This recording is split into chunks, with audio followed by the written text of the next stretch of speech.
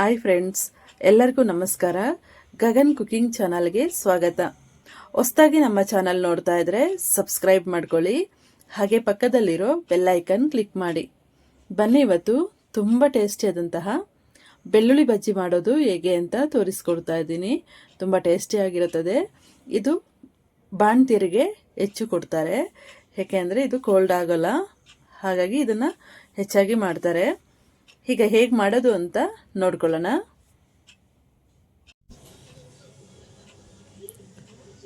ಈ ರೀತಿ ಬೆಳ್ಳುಳ್ಳಿ ಬಜ್ಜಿನ ಚೆನ್ನಾಗಿ ಕುದಿಸ್ಕೊಳ್ಬೇಕು.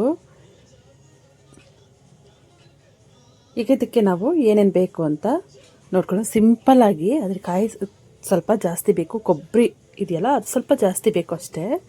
ಸಿಂಪಲ್ಲಾಗಿ ಮಾಡ್ಬೋದು ಇದನ್ನು. ನಾನಿಲ್ಲಿ ಬಾಣಲೆ ಕಾಯಕ್ಕೆ ಇಟ್ಕೊಳ್ತಾ ಇದ್ದೀನಿ. ಕಾಯಕ್ಕೆ ಇಟ್ಕೊಂಡು ಒಂದು 4-5 ಸ್ಪೂನ್ ಎಣ್ಣೆ, ಹಾಗೆ ಒಂದು 2-3 ಸ್ಪೂನ್ ಆಗೋಷ್ಟು ತುಪ್ಪ ಹಾಕ್ಕೊಳ್ತಾ ಇದ್ದೀನಿ. ತುಪ್ಪ ಇದ್ದಷ್ಟು ಟೇಸ್ಟ್ ಚೆನ್ನಾಗಿ ಬರುತ್ತೆ. ಇದು ಹೆಚ್ಚಾಗಿ ಬಾಣ್ತಿಯರಿಗೆ ಕೊಡ್ತಾರೆ ಇದನ್ನು.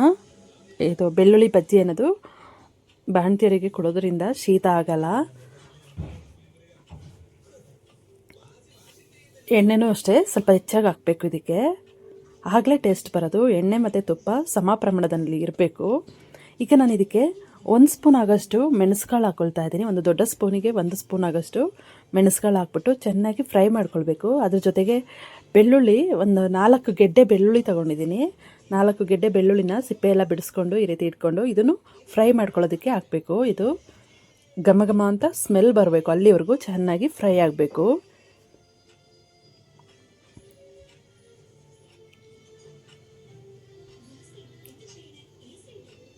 ಈಗ ನೋಡಿ ಚೆನ್ನಾಗಿ ಫ್ರೈ ಆಗ್ತಾ ಇದೆ.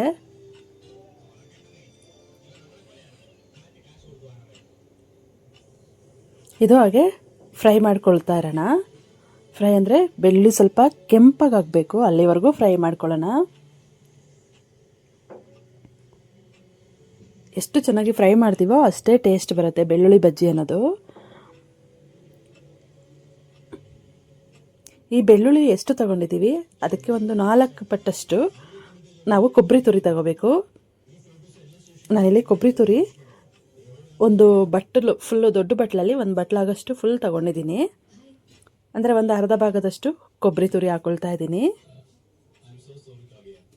ಇದು ಈಗ ನೋಡಿ ಸ್ವಲ್ಪ ಕೆಂಪಗಾಗ್ತಾ ಇದೆ, ಘಮ ಘಮ ಅಂತ ಸ್ಮೆಲ್ಲು ಚೆನ್ನಾಗಿ ಬರುತ್ತೆ. ಇದು ಅಲ್ಲಿವರೆಗೂ ಫ್ರೈ ಆಗಬೇಕು.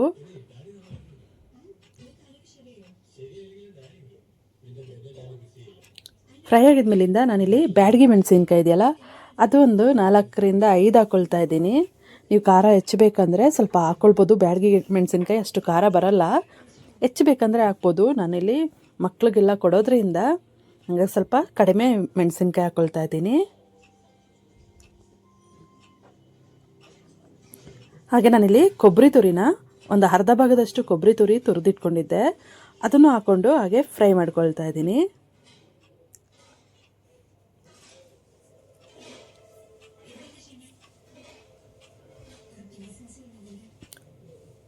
ನೋಡಿ, ಇದನ್ನು ಚೆನ್ನಾಗಿ ಫ್ರೈ ಮಾಡಿಕೊಂಡು ಇದಕ್ಕೆ ನಾವಿಲ್ಲಿ ರುಚಿಗೆ ಎಷ್ಟು ಬೇಕಷ್ಟು ಉಪ್ಪನ್ನು ಹಾಕ್ಕೊಂಡು ರುಬ್ಕೊಳ್ಳೋಣ.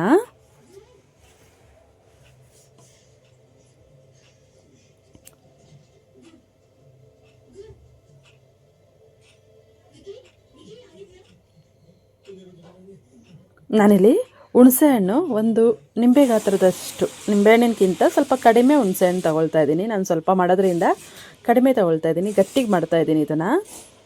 ಸ್ವಲ್ಪ ಹುಣಸೆಹಣ್ಣು ನಮಗೆ ಎಷ್ಟು ಉಳಿಬೇಕು ಅಷ್ಟು ಹುಣಸೆಹಣ್ಣು ತಗೊಳ್ಳೋಣ. ಹಂಗೆ ಬೇಕಂದರೆ ರುಬ್ಬಿದ ಮೇಲೆ ಇನ್ನೂ ಸ್ವಲ್ಪ ಬೇಕಂದರೆ ರಸ ಬೇಕಾದ್ರೆ ಹಿಂಡ್ಕೊಂಡು ಹಾಕ್ಕೊಳ್ಬೋದು. ನೋಡಿ, ಈಗ ಇದೆಲ್ಲ ಚೆನ್ನಾಗಿ ಫ್ರೈ ಆಗಿದೆ. ಇದನ್ನು ನಾನಿಲ್ಲಿ ತಣ್ಣಗಾಗಿದ್ಮೇಲಿಂದ ಮಿಕ್ಸಿ ಜಾರ್ಗೆ ಹಾಕ್ಬಿಟ್ಟು ನೈಸಾಗಿ ರುಬ್ಕೊಳ್ತಾ ಇದ್ದೀನಿ. ನೈಸಾಗಿ ರುಬ್ಕೊಳ್ಬೇಕು. ಹಾಗೆ ಇದಕ್ಕೆ ನಾನು ಸ್ವಲ್ಪ ಉಪ್ಪು ಹಾಕ್ಕೊಳ್ತಾ ಇದ್ದೀನಿ. ರುಚಿಗೆ ಎಷ್ಟು ಬೇಕಷ್ಟು ಉಪ್ಪನ್ನು ಹಾಕ್ಬಿಟ್ಟು ರುಬ್ಕೊಳ್ತಾ ಇದ್ದೀನಿ.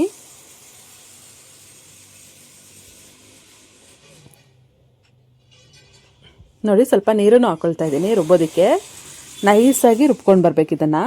ಕೊಬ್ಬರಿ ಆಗಿದ್ದರಿಂದ ಬೇಗ ರುಬ್ಬೋದಿಲ್ಲ, ಅದಕ್ಕೆ ಸ್ವಲ್ಪ ನೈಸಾಗಿ ಚೆನ್ನಾಗಿ ರುಬ್ಕೊಂಡು ಬರೋಣ.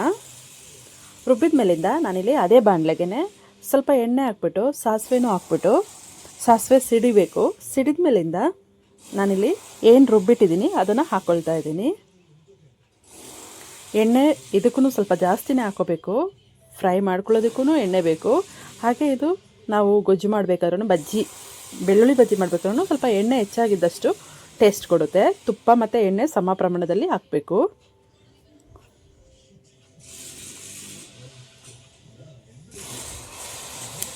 ಇದನ್ನು ಬಾಣಂತಿಯವರಿಗೆ ಕೊಡೋದ್ರಿಂದ ಮಗುಗೂ ಶೀತ ಆಗಲ್ಲ, ಹಾಗೆ ದೊಡ್ಡವ್ರಿಗೂ ಶೀತ ಆಗಲ್ಲ. ಎಲ್ಲರಿಗೂ ಕೋಲ್ಡ್ ಇದ್ದರೆ ಈ ರೀತಿ ಮಾಡ್ಕೊಂಡು ತಿನ್ನೋದ್ರಿಂದ ಶೀತ ಕಡಿಮೆ ಆಗುತ್ತೆ. ಈಗ ನೋಡಿ, ಬೆಳ್ಳುಳ್ಳಿ ಬಜ್ಜಿ ಕುದಿ ಬರಬೇಕಿದು, ಚೆನ್ನಾಗಿ ಕುದಿಸ್ಬೇಕು.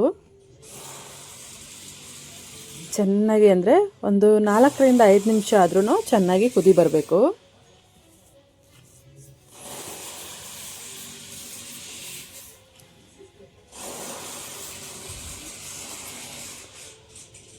ನೋಡಿ, ಈ ರೀತಿ ಚೆನ್ನಾಗಿ ಕುದಿ ಬರಬೇಕು.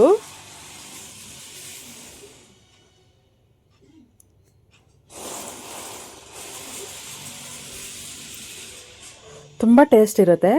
ಇದನ್ನು ಬಿಸಿ ಅನ್ನಕ್ಕೆ ಕಲಿಸ್ಕೊಂಡು ತಿಂತಾ ಇದ್ರೆ ಸಖತ್ತು ಟೇಸ್ಟಿಯಾಗಿರುತ್ತೆ. ಇದು ವಿಡಿಯೋ ನೋಡಿದ್ಮೇಲೆ ನೀವು ಕೂಡ ಟ್ರೈ ಮಾಡಿ ನೋಡಿ. ನಿಮ್ಮ ಮನೇಲಿ ಎಲ್ಲರಿಗೂ ಸಹ ಇದು ಇಷ್ಟ ಆಗುತ್ತೆ. ತುಂಬ ಟೇಸ್ಟು ಇರುತ್ತೆ. ಹಾಗೆ ಚೆನ್ನಾಗಿ ಕುದಿ ಬಂದಮೇಲಿಂದ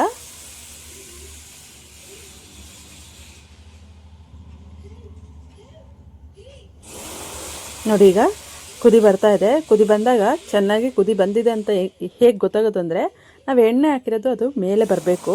ಮೇಲೆ ಬಂತು ಅಂದರೆ ಇದು ಚೆನ್ನಾಗಿ ಫ್ರೈ ಆಗಿದೆ ಅಂತ, ಚೆನ್ನಾಗಿ ಕುದಿ ಬಂದಿದೆ ಅಂತ. ಅಲ್ಲಿಗೆ ಇದನ್ನು ಸಾಕು. ಇದು ಕುದಿ ಬಂದರೆ ಸ್ಟವ್ ಆಫ್ ಮಾಡ್ಕೊಳ್ಳೋಣ. ಈಗ ಬೆಳ್ಳುಳ್ಳಿ ಬಜ್ಜಿ ರೆಡಿಯಾಗಿದೆ. ಫ್ರೆಂಡ್ಸ್, ಈ ರೆಸಿಪಿ ನಿಮಗೆ ಇಷ್ಟ ಆಯ್ತಂದರೆ ಪ್ಲೀಸ್ ಕಮೆಂಟ್ ಮಾಡಿ, ಲೈಕ್ ಕೊಟ್ಟು ಶೇರ್ ಮಾಡಿ. ಹಾಗೆ ಗಗನ್ ಕುಕಿಂಗ್ ಚಾನಲ್ಗೆ ಸಬ್ಸ್ಕ್ರೈಬ್ ಆಗಿ. ಯಾರೆಲ್ಲ ನನ್ನ ಚಾನಲ್ ಹೊಸದಾಗಿ ನೋಡ್ತಾ ಇದ್ದೀರಾ, ಸಬ್ಸ್ಕ್ರೈಬ್ ಮಾಡ್ಕೊಂಡಿಲ್ಲ ಅಂದರೆ ಸಬ್ಸ್ಕ್ರೈಬ್ ಮಾಡ್ಕೊಳ್ಳಿ. ಹಾಗೆ ನಿಮ್ಮ ಫ್ರೆಂಡ್ಸ್ ಆ್ಯಂಡ್ ಫ್ಯಾಮಿಲಿಗೆಲ್ಲ ಶೇರ್ ಮಾಡಿ. Thank you friends.